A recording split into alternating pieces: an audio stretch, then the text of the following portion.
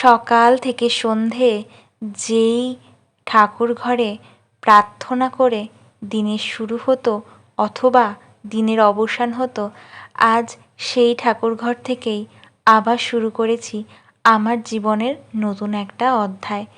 আজ আমার বিয়ে, আর সেইখানে সবথেকে যাদের আশীর্বাদ দরকার তারা আমার এই ঠাকুরঘরের ঠাকুরগুলো, যাদের আশীর্বাদ ছাড়া হয়তো আমার এই সম্পর্ক কোনোদিন পূর্ণতাই পেত না।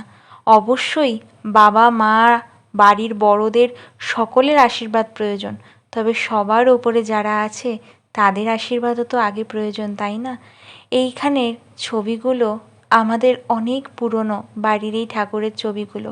ভেবেছিলাম বিয়ের সূত্রে এগুলো পরিবর্তন করব, কিন্তু মা বলেছিল যে বাড়ির বয়স্করা যারা বয়স হয়ে গেছে তাদেরকে কি পরিবর্তন করা যায়, তেমনি এই ঠাকুরগুলো আমার কাছে অতি মূল্যবান, এগুলো কখনোই পরিবর্তন আমি করতে পারবো না। তো সেহেতু আমাদের এই সিংহাসনে এই মায়েদের মূর্তিই রয়েছে, আর আমাদের দেবাদিদেব মহাদেব রয়েছে।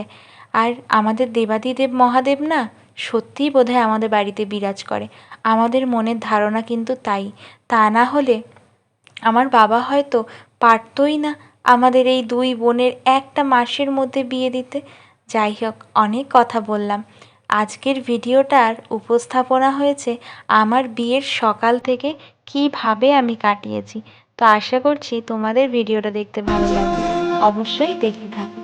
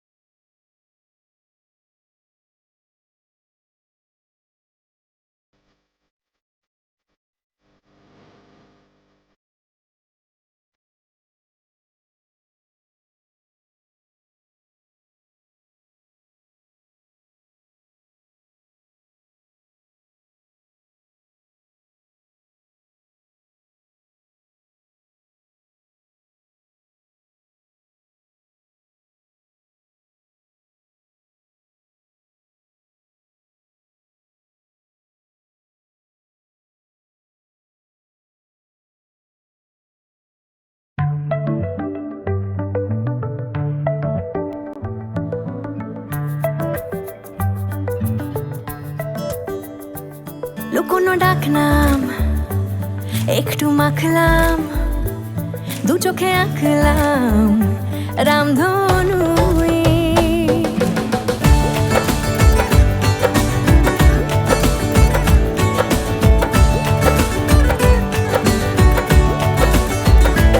লুকোনো ডাকনাম একটু মাখলাম, দু চোখে আঁকলাম রামধনু। বুনেছি গল্প অল্প স্বল্প, উড়েছে স্বপ্নে শুধু গুঁড়ো গুঁড়ো তুই। আমি সোনা কাঠি ছুঁই নাকি রূপ কাঠি ছুঁই, আমি জানি না কি ছুঁই কাকে ছুঁই। আমি সোনা কাঠি ছুঁই নাকি রূপ কাঠি ছুঁই, আমি জানি না কি ছুঁই কাকে ছুঁই। চুপি চুপি তাই ইশারা পাতাই, খুঁজে খুঁজে দেখি নিজেকে। কে জানে কখন ভুলে গেছে মন, রূপ কথা সিলেবাসে নেই।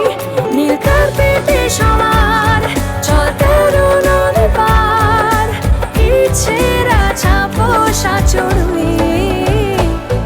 আমি সোনা কাঠি ছুঁই নাকি রূপ কাঠি ছুঁই, আমি জানি না কি ছুঁই কাকে ছুঁই। আমি সোনা কাঠি ছুঁই নাকি রূপ কাঠি ছুঁই, আমি জানি না কি ছুঁই কাকে